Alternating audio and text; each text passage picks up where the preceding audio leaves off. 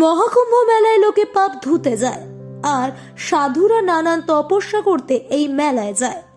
সম্প্রতি সেই মহাকুম্ভ মেলা থেকে একটি সাধুর ভিডিও খুব ভাইরাল হয়। সাধুটি কাঁটার উপরে শুয়ে আছেন, তার একটা হাত আশীর্বাদ দেওয়ার মতন মুদ্রাতে শূন্যে ভাসছে। সম্প্রতি এই বাবার সাথে বচসা করেন এক মহিলা, তিনি পেশায় সাংবাদিক। ভিডিওটিতে দেখা যাচ্ছে তিনি সাধুটিকে বলছেন, আপনার কাছে যা খুচরো পয়সা আছে সেগুলো আমায় দিয়ে দিন, আমি সেগুলো নোট করে আপনাকে দেব। সাধুটাকে টাকা দিতে না চাইলে তিনি বলেন, এক্ষুনি তো আপনি এখানে বসেছিলেন, আপনার তো টাকার উপর কোনো মোহই ছিল না, তাহলে হঠাৎ করে আপনার টাকার উপর মোহমায়া তৈরি হয়ে গেল।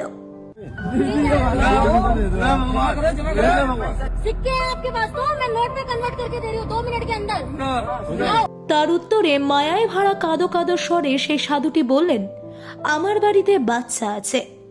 পুরো ভিডিওতে তার অভাব এবং অসহায়তার ছবি স্পষ্ট দেখা যাচ্ছিল।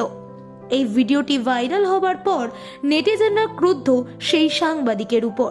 নেটিজেনদের বক্তব্য, সাধুটি শুধুমাত্র তার নিজের কর্তব্য করছিলেন কুম্ভ মেলায়, কারোর থেকে একটা টাকাও তিনি চাননি।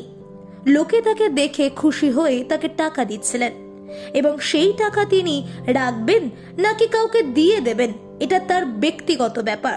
তার সঙ্গে এমন নিষ্ঠুর ব্যবহার করার জন্য ক্রুদ্ধ নেটিজেনরা।